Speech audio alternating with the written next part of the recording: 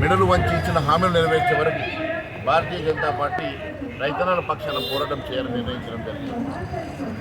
తెలంగాణ రాష్ట్రంలో అనేక హామీలు ఎన్నో ఇచ్చినటువంటి కాంగ్రెస్ రకరకాలుగా మభ్యపెట్టడానికి వరంగల్లో రైతుల డిక్లరేషన్ పేరు మీద స్వయంగా రాహుల్ గాంధీ గారిని తీసుకొచ్చి అనేక హామీలు ఇచ్చి ఇప్పటి వరకు కనీసం రైతు భరోసా కూడా ఇవ్వలేని దుస్థితిలో పంటల అన్నిటికీ కూడా ఎంఎస్పీ ఇస్తామని చెప్పి మోసం చేసి రుణమాఫీ చేస్తామని మోసం చేసి కనీసం సగం మంది రైతులకు కూడా రుణమాఫీ చేయలేనటువంటి దుస్థితిలో ఈ రాష్ట్ర ప్రభుత్వం ఉన్నది.